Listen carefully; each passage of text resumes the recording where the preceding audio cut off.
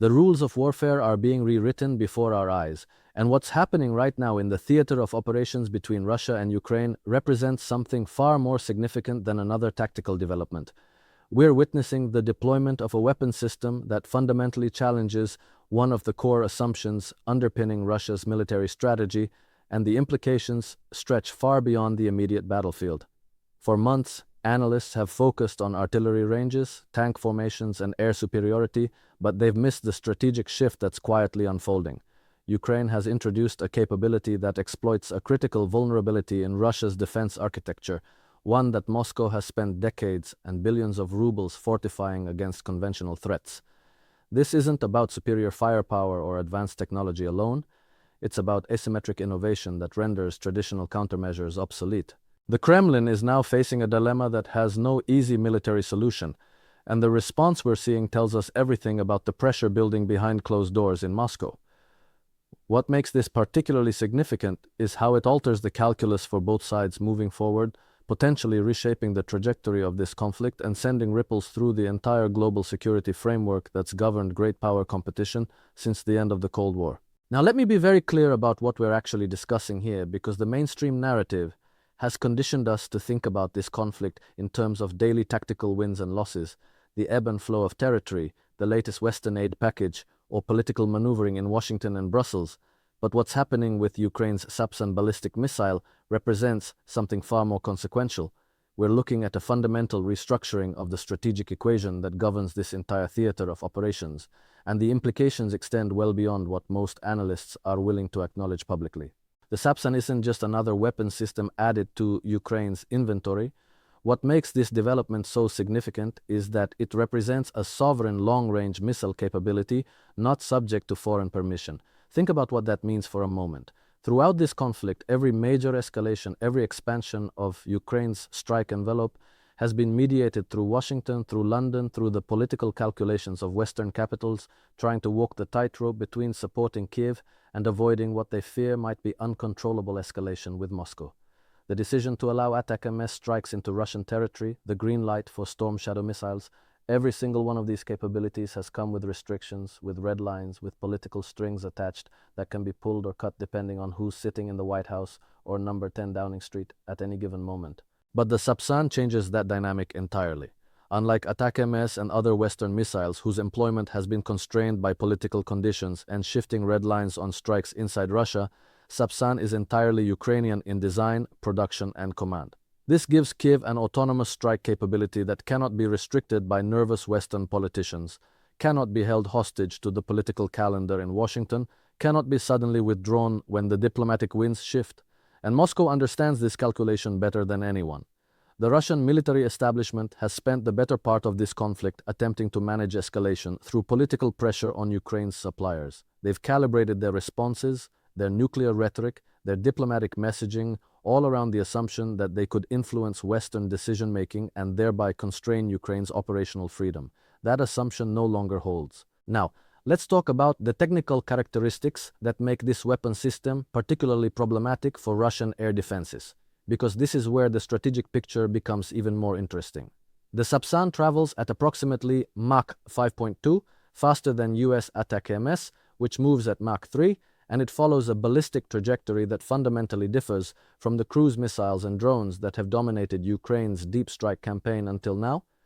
As a ballistic missile, it descends at extreme speeds, giving Russian air defenses far less time to react than against cruise missiles or drones. The physics here are unforgiving. When you're dealing with a target coming in at over 5 times the speed of sound on a steep ballistic trajectory, the engagement window for interception shrinks to mere seconds. Your radar systems need to acquire, track, calculate an intercept solution, and launch interceptor missiles all within a time frame that leaves virtually no margin for error. And here's where things get really interesting from a strategic perspective. The Sapsan allows Ukraine to orchestrate mixed salvos in which ballistic and cruise missiles arrive simultaneously from different azimuths, saturating defenses and exploiting gaps in radar coverage. This isn't just about throwing more missiles at Russian air defense systems and hoping something gets through. This is sophisticated, multi-vector attack planning that forces Russian air defense operators into impossible choices. Do you prioritize intercepting the high-speed ballistic missiles or the slower cruise missiles that might be carrying equally destructive payloads? Do you position your S-400 batteries to defend against the ballistic threat and leave yourself vulnerable to saturation attacks from drones and cruise missiles? Every targeting decision creates a vulnerability elsewhere in your defensive architecture. The production capacity question is equally significant, and this is where we need to understand the broader industrial transformation that's been quietly unfolding in Ukraine over the past 2 years. Ukraine's domestic missile production increased eightfold in 2024, and the country aims to produce 3,000 missiles as part of its expanding arsenal.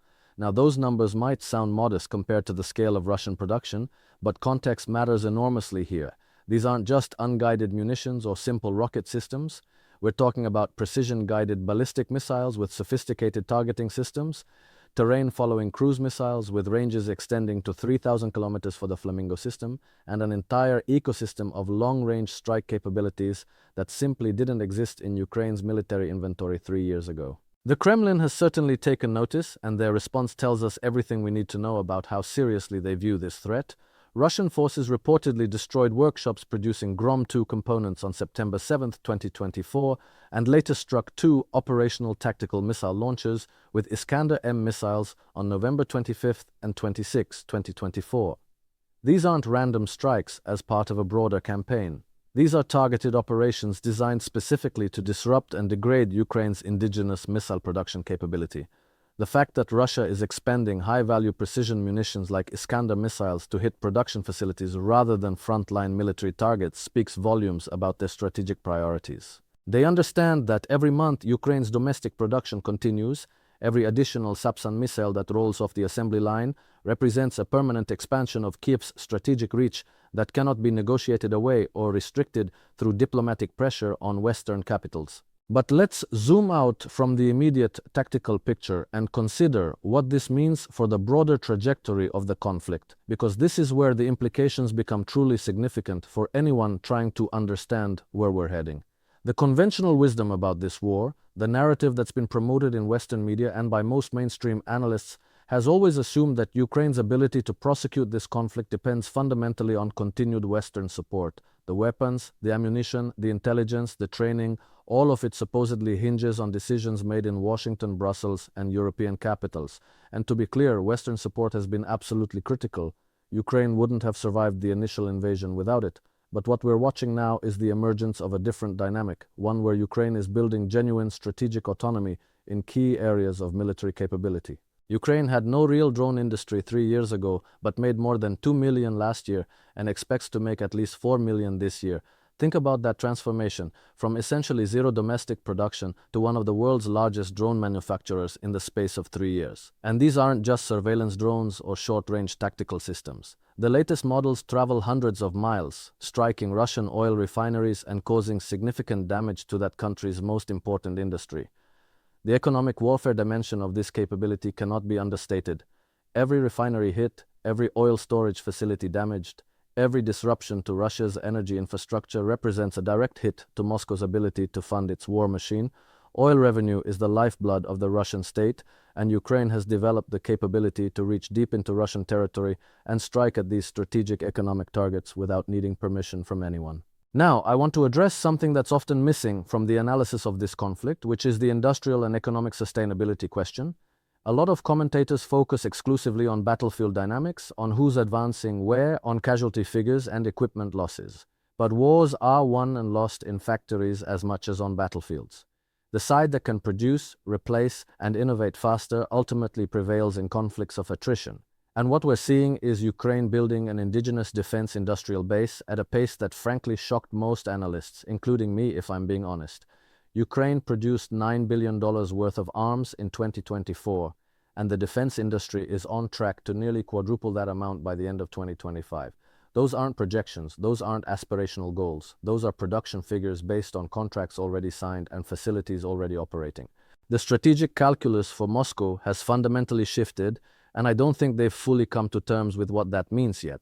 For the first 2 years of this war, Russia could operate under the assumption that time was on their side, that they could outlast Ukraine's Western support, that political fatigue in Washington and European capitals would eventually constrain Kiev's ability to sustain offensive operations. That calculation made sense when Ukraine's military capability depended entirely on external supply chains that could be disrupted through diplomatic pressure or political changes in donor countries, but that's no longer the world we're living in. Ukraine is systematically building the capability to independently sustain high-intensity operations, to strike deep into Russian territory, to impose costs on Moscow's war effort that cannot be mitigated through diplomatic maneuvering with Western powers. Military expert Andriy Kramer told Kiev 24 that Russian defenses are largely powerless against ballistic missiles, and when you combine that vulnerability with Ukraine's growing production capacity, you start to see the contours of a very different strategic landscape. The pressure on Russian command and control nodes, logistics hubs, ammunition depots, and forward airfields is only going to intensify. And unlike the situation with Western-supplied systems, there's no political lever Moscow can pull to turn off this capability. They can't threaten escalation to make Washington restrict these strikes. They can't cultivate political factions in European capitals to limit Kiev's operational freedom. The only options available to them are military responses, which brings us into a completely different escalatory framework. Let me be clear about something that needs to be said, because there's a tendency in Western discourse to treat every Russian escalatory threat as if it's the prelude to Armageddon, as if we're perpetually on the brink of nuclear war and therefore must tiptoe around Moscow's sensibilities at every turn. That kind of thinking isn't just analytically flawed, it's strategically paralyzing. Russia has been making escalatory threats since day one of this invasion. They threatened consequences if Finland and Sweden joined NATO. They threatened consequences if Western tanks were delivered. They threatened consequences if ATACMS were used against Russian territory.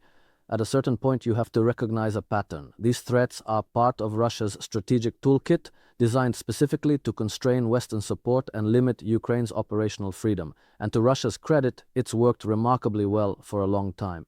Western policymakers have consistently allowed themselves to be deterred by threats that never materialize into actual escalation. But the Sapsan changes this dynamic because it removes the intermediary. Ukraine no longer needs to wait for permission, no longer needs to navigate the political anxieties of nervous Western capitals. They can make their own strategic calculations about acceptable risk, about targets worth striking, about escalatory responses they're prepared to manage. And honestly, that's probably a healthier strategic dynamic than what we've had, where every decision gets filtered through committees in Washington trying to game out Putin's psychology and predict Russian responses with a level of certainty that frankly doesn't exist. Now, there's another dimension to this that I think is being overlooked in most of the coverage, which is what this development signals about the future of warfare more broadly. Ukraine's battles against the Russian invasion have prompted the creation of weapons that fit the Pentagon's goal of affordable mass. The American defense establishment has spent the last 2 decades optimizing for exquisite high-end systems, weapons that are extraordinarily capable but also extraordinarily expensive and produced in relatively small numbers. The assumption has always been that quality trumps quantity, that American technological superiority would compensate for numerical disadvantages. But what the Ukraine conflict has demonstrated is that in high-intensity great power competition, you need both.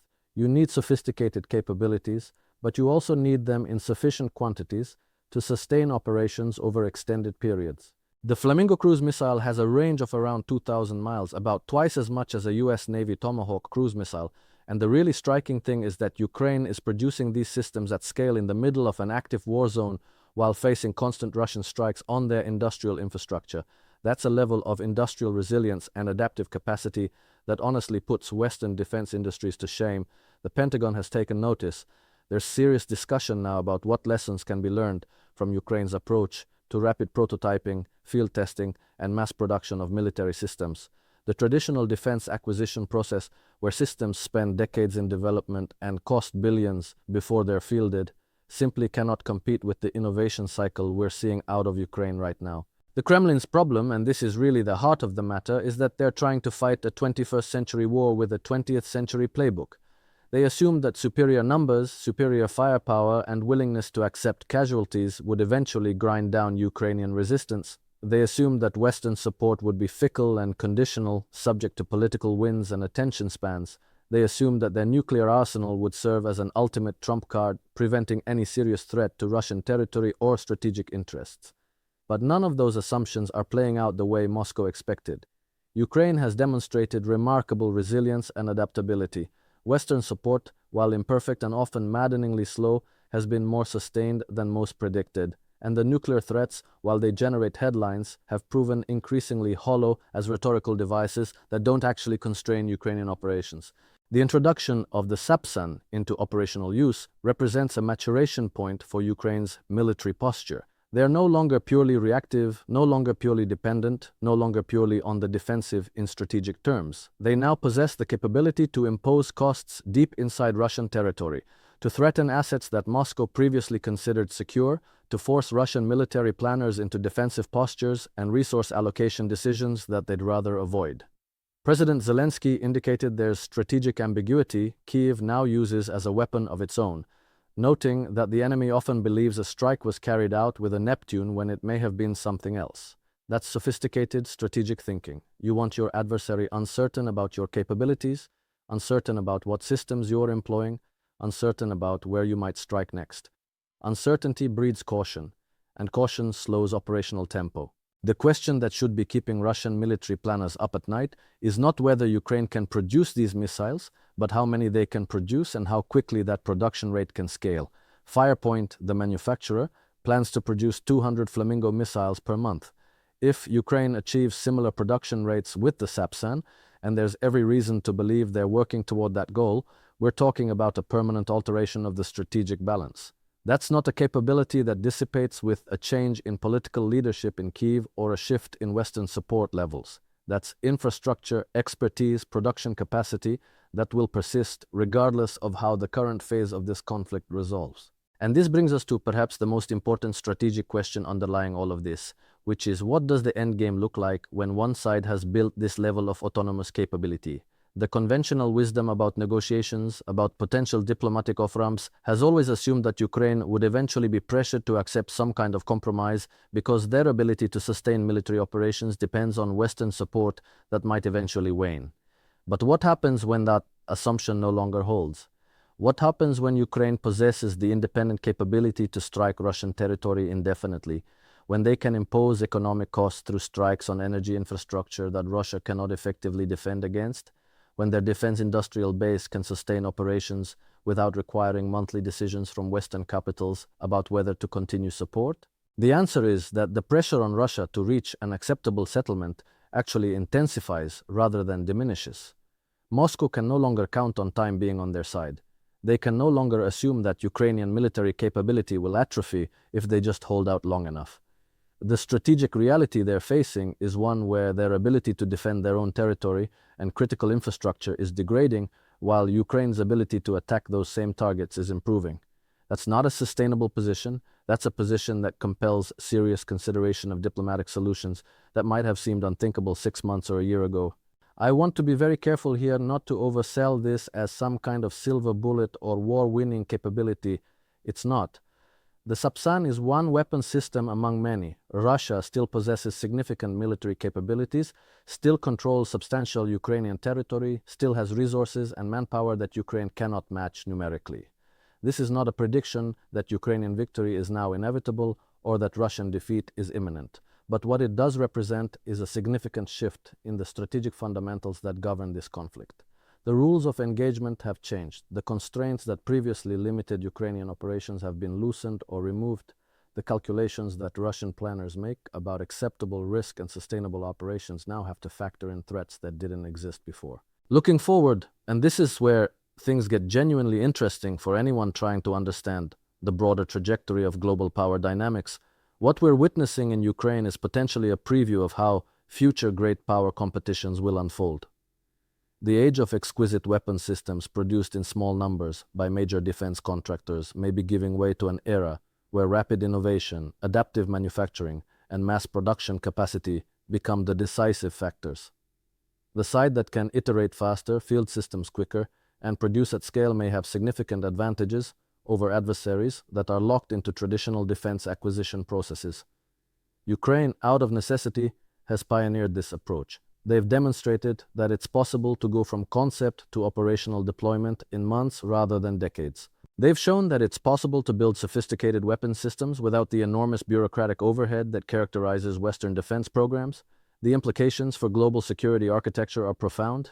If smaller nations can develop indigenous capabilities that genuinely threaten larger adversaries, if they can do so affordably and at scale, then the entire calculus of deterrence and defense planning shifts. The conventional assumptions about power projection, about spheres of influence, about what constitutes defensible strategic positions, all of these foundations of geopolitical thinking need to be reconsidered in light of what technologies are now achievable and at what cost. For Russia, specifically, the problem they face is not just military but psychological and political. They launched this invasion with assumptions about Ukrainian weakness, about Western decadence, about their own inevitable victory against a smaller neighbor that they viewed as barely a real country. Every one of those assumptions has been systematically demolished over the course of this conflict. And now they're facing a reality where that supposedly weak neighbor has developed the capability to strike deep into Russian territory with weapon systems that Moscow's vaunted air defenses struggle to intercept. That's not just a military challenge, that's an existential challenge to the entire narrative that Putin has constructed about Russian power and the inevitability of Russian dominance in their near abroad. The strategic bind that Moscow finds itself in is of their own making. They could have pursued diplomatic solutions at multiple points over the past 3 years. They could have recognized that the costs of continuing this conflict would eventually exceed any conceivable benefits. But they've consistently chosen escalation over negotiation, territorial maximalism over realistic accommodation, and in doing so, they've given Ukraine both the motivation and the time necessary to build capabilities that fundamentally alter the strategic landscape. The Sapsan missile system is a direct result of Russian aggression. If Moscow had not invaded, if they had not forced Ukraine into an existential struggle for survival, Kiev would never have developed these capabilities. The ultimate irony is that Russia's attempt to eliminate Ukraine as a strategic actor has resulted in Ukraine becoming a far more capable and threatening adversary than they ever were before the invasion. This is the reality that Putin and his inner circle now have to confront. They cannot wish away Ukraine's growing military capabilities. They cannot negotiate these capabilities out of existence through pressure on Western capitals. They cannot effectively defend against them with their current force posture and defensive systems. Their options, therefore, are genuinely constrained in ways that weren't true at earlier phases of this conflict. They can continue to pursue military victory, but the costs of doing so continue to escalate while the prospects of success continue to diminish. Or they can begin to seriously engage with diplomatic processes that might allow them to extract themselves from this strategic quagmire. Neither option is particularly appealing from Moscow's perspective, which is precisely the point. Strategic autonomy cuts both ways. Ukraine's growing independence from Western constraints also means that managing escalation and finding diplomatic off-ramps becomes more complicated for all parties involved. What we're witnessing ultimately is a fundamental recalibration of what's possible for mid-sized powers in the contemporary security environment. Ukraine has demonstrated that with sufficient motivation, ingenuity, and support, it's possible to rapidly develop sophisticated military capabilities that can genuinely threaten a much larger adversary. That lesson will not be lost on other nations facing security challenges from more powerful neighbors. The barriers to entry for developing serious deterrent capabilities are lower than conventional wisdom suggested. The time frames for fielding operational systems are shorter than traditional defense planning assumed. And the effectiveness of these rapidly developed systems appears to be genuine rather than merely theoretical. The Sapsan is more than just a missile. It's a symbol of Ukraine's transformation from a country that was being written off as a failed state destined for Russian absorption into a nation that has developed genuine strategic depth and military capabilities that command respect and caution from major powers. That transformation has implications that extend well beyond the immediate battlefield dynamics of this particular conflict. It speaks to questions of national sovereignty, to the possibility of military deterrence for smaller nations, to the future of defense industrial policy, and to the evolving nature of great power competition in an era where technology and innovation cycles can move faster than traditional geopolitical structures can adapt. These are the conversations we should be having, the questions we should be asking, rather than fixating on daily territorial gains or losses that may prove largely irrelevant to the longer-term strategic outcomes of this conflict.